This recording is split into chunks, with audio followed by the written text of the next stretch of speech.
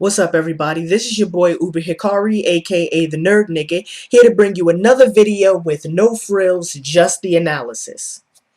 Alright, so this is just something I threw together, as you can probably tell by looking at my hair. I didn't even take the time to fix my hair, just a quick reaction video that I wanted to throw together. Also, quick update, there will probably be at least one more video today after this one, and I'm going to try to get you at least two more videos after this one, but we'll see. And if not today, then I'll try to get it out by tomorrow. Also, this is not a chapter review. I just want you to understand that. I didn't even read all the pages in this chapter. I just went to certain sections that I thought were important and read those pages. I didn't even read all the pages. This is a reaction video. So to everybody watching this video, don't even try to ask me. I'm not doing Naruto or One Piece or Bleach chapter reviews. I'm not doing it. Don't even ask me. This is just a quick reaction video, and I just want to have some fun with you guys. All right. So last week, everybody in Naruto chapter 577, everybody was talking about how, oh my God, did Madara kill Tsunade? He stabbed her through the stomach with Susanoo, and oh my goodness, this fight might finally be getting good. It looked like it could be getting exciting. But I was one of the main ones who said that chapter was whack sauce. And I was proven right yet again. So here's the actual comment that I left on King of Lightning's video when he did last week's chapter review of Naruto. This is what I wrote. This chapter was whack sauce. How many times has there been an allusion to someone's death only to find out in the next chapter that they mysteriously survived? Inoki got hit with a fucking meteor and survived. He was even able to resist the effects of the pollen and fire a Kamehameha and hit Madara Uchiha. And why the fuck is Kishi wasting pages on Dan? Who cares about Dan? Kishi has too many subplots. He had to split this chapter into 3 narrative pieces and the story suffered because of it. Alright, so that comment focuses on 3 things. First, Tsunade. Come on now, did you honestly believe that Kishimoto was gonna kill off an important character? Really?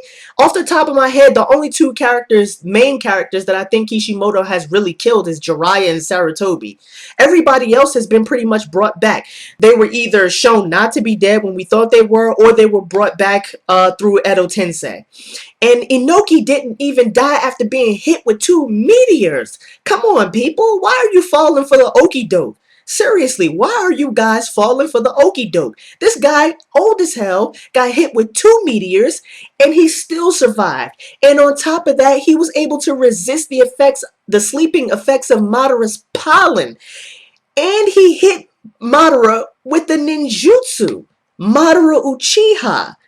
And I kept thinking to myself, how did Inoki even hit Madara? I mean, he's got the Mangekyo Sharingan. He can see chakra. He can see the flow of chakra. He should have been able to see that Inoki was powering up an attack. And then in this chapter, we see why he was actually able to hit Madara. Inoki's like, after, we see that Tsunade is in fact not dead. She's used her mitotic regeneration to restore herself to health. Although it looks like she's taken some significant damage. Inoki comes out of nowhere. I can kill you with my ninjutsu, Madara Uchiha. Ha ha ha ha ha ha ha. More wax sauce from Kishimoto with that crap. And Madara looks at him like, are you senile?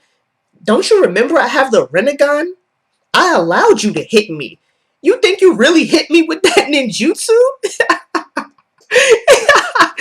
Inoki is supposed to be a Kage. He's a Kage. He knows the abilities of the Mangekyo Sharingan. He knows that Madara Uchiha can dodge his attack. He knows he even has the Rinnegan, which can absorb ninjutsu. And he thought he could kill Madara Uchiha? Really? Wow. I mean, Inoki must be more than just senile. The second thing I mentioned in that comment on King of Lightning's video was Dan. And again, more wax sauce from Kishimoto. Who cares about Dan? This is the climax of the, 4th Shinobi World War or something like that? Who cares about Dan? Why is Kishimoto wasting pages on Dan? He doesn't even show up in this chapter. He doesn't even show up in this chapter. Now, I admit, I can still be wrong about this. Maybe, Big Dan being in the last chapter was some kind of foreshadowing, but it doesn't look like it. Doesn't really look like Dan has anything pertinent to contribute to this war. The third thing I mentioned in King of Lightning's video was that there's too many subplots. Kishimoto has too many subplots. And come on, this was to be expected that this would be somewhat problematic, given the fact that Madara's back. We got the subplot with Tobi. We got the subplot with Itachi, Sasuke, and Kabuto. This is what happens when you try to illustrate a war with 15 to 20 page chapters. Come on now. Seriously. He has to split the chapters to provide time for each subplot. And as a result, the story progresses at a snail's pace.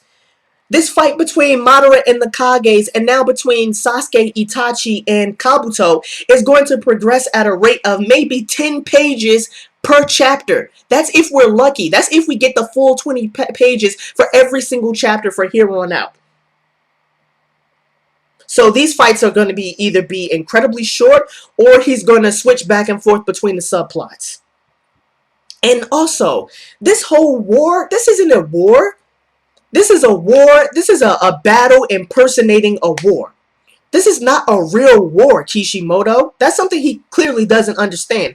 A war is a prolonged conflict consisting of multiple strategic and tactical battles. That's what a war is. This is a big battle royale with multiple battles happening at the same time. This is not a war. And that's why he has to off-screen stuff. This is why he has to off-screen stuff. I mean, he has to off-screen stuff because he doesn't take the time and the patience to make this a full-scale war, to make this a full-scale prolonged conflict. And that leads to off-screening certain fights. And off-screening certain parts of fights. If you want to see a real war, and if you want to see a real war done well, then watch the original Mobile Suit Gundam by Yoshiyuki Tomino. Or you can watch the best Gundam series out there, Zeta Gundam by Yoshiyuki Tomino.